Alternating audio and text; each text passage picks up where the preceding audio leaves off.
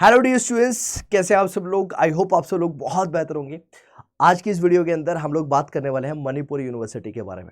हम सब लोगों ने बनारस हिंदू यूनिवर्सिटी, दिल्ली यूनिवर्सिटी के बारे में तो सुना ही है, लेकिन एक सेंट्रल यूनिवर्सिटी है जो कि है मणिपुर यूनिवर्सिटी।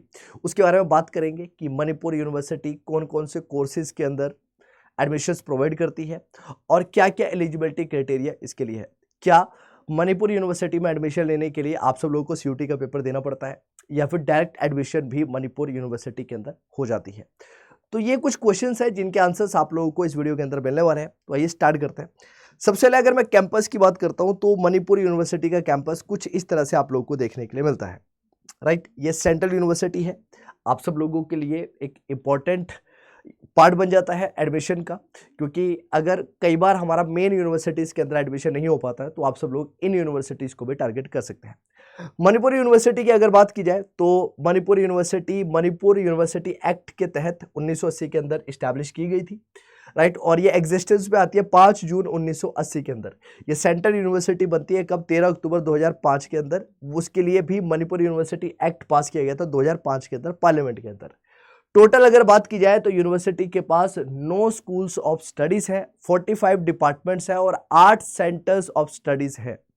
राइट, और 31 मार्च 2023 की रिपोर्ट के अकॉर्डिंग अगर बात की जाए तो इस यूनिवर्सिटी के अंदर टोटल 6000 के आसपास बच्चों का इनटेक होता है और 6000 बच्चों का पढ़ना मतलब एक ठीक ठाक और एक अच्छी यूनिवर्सिटी का इंडिकेशन है।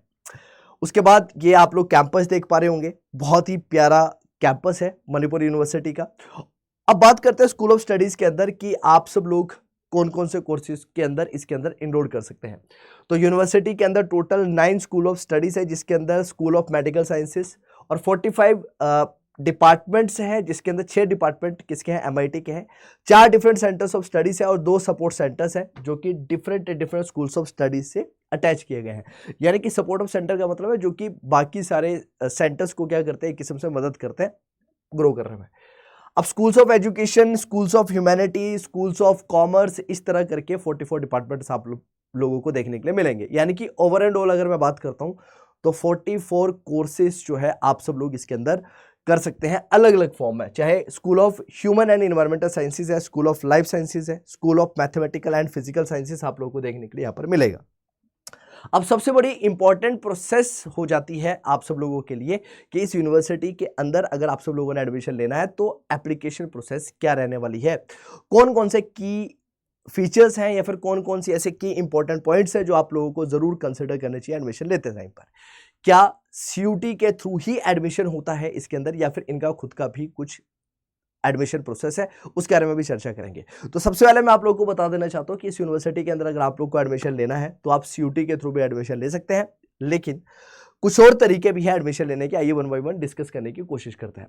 तो सबसे पहले आप लोगों को अगर इसके अंदर अप्लाई करना है तो मणिपुर यूनिवर्सिटी एंट्रेंस टेस्ट होता है, जो कि आपको यहाँ पर बताए गए हैं कि क्या क्या क्राइटेरिया आप लोगों को फुलफिल करना है। तो क्या लिखा गया? Candidate who fulfil the eligibility criteria और whose result of the qualifying examination are awaited may apply those candidate who have appeared in the CUET. Important point यहाँ पर क्या है कि सीयूटी एनटीए के थ्रू अगर कोई एडमिशन लेना चाहता है वो भी एडमिशन ले सकता है इस यूनिवर्सिटी के अंदर। लेकिन अगर आप सब लोग आप लोग बोलेंगे कि sir Manipur university entrance test हमें देना चाहिए या फिर सीयूटी एनटीए का टेस्ट देना चाहिए। अगर आप मणिपुर यूनिवर्सिटी एंट्रेंस टेस्ट नहीं दे रहे हैं और सीयूटी के थ्रू भी अगर आप लोग अप्लाई कर रहे हैं तो आप लोग एलिजिबल हो जाते हैं इस यूनिवर्सिटी के अंदर एडमिशन देने के लिए।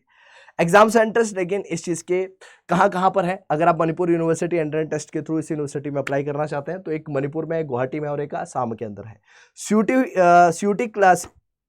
सीयूटी क्वालिफाइड कैंडिडेट जो है वो भी इसके लिए अप्लाई कर सकता है।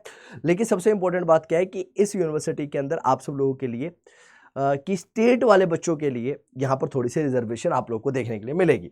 राइट, तो क्या क्या प्रोग्राम ऑफर किए जाते हैं? तो बहुत सारे प्रोग्राम ऑफर्स किए जाते हैं, जैसे कि आप सब लोगों को यहाँ पर department of adult continuing education and extension MA. Right, इसके लिए बेसिक आपके पास बैचलर्स डिग्री होनी चाहिए, 45 डिग्री % मार्क्स आप लोगों के होने चाहिए आपकी ग्रेजुएशन के अंदर। 5% एक्स्ट्रा रिलैक्सेशन दिया जाता है SC ST कैटेगरी के बच्चों के लिए।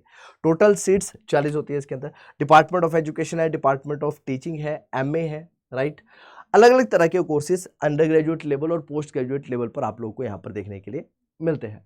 रिजर्वेशन किस किस के लिए है, तो यहाँ पर स्पेसिफिकली बताया गया है, the reservation of the seat would be in accordance with the order of the honourable Manipur high court number MCWA number 54 of 2016, right, dated 24 August 2016 for ST, SC, OBC and unreserved as well as the MHRD Government of India letter number this January 2019 about 10% seats of the economically weaker sections, यानी कि EWS वालों के लिए भी यहाँ पर reservation है, SC ST वालों के लिए रिजर्वेशन है, और आपकी स्टेट के जो बच्चे हैं उनके लिए भी यहाँ पर रिजर्वेशन देखने के लिए आप लोग को मिलता है, राइट। तो 5% of the seats in each discipline are reserve for the PWD candidates, 1 supernumerary seats will be given in every discipline to the University of the Defence Services.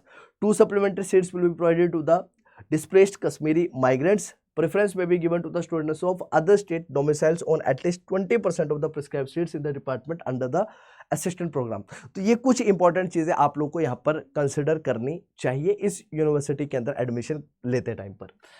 Weightage कैसे दी जाती है, so weightage of 2 marks in over index shall be given to those who have participated in NSS camp, NCC के जिसके पास NCC का C certificate है, अगर वो बच्चा इसके लिए अप्लाई करता है तो उसको एक्स्ट्रा 2 marks की वेटेज जो है वो दी जाती है, राइट। मोड ऑफ सिलेक्शन कैसे रहने वाला है, तो मोड ऑफ सिलेक्शंस आप लोगों के पास मैंने आप लोगों को ऑलरेडी बताया 2 तरीके हैं, एक आप CUT का एग्जाम दीजिए और एक आप मणिपुर एंट्रेंस टेस्ट दीजिए, दोनों के थ्रू ही आप सब लोग क्या कर सकते हैं, इस यूनिवर्सिटी के लिए अप्लाई कर सकते हैं।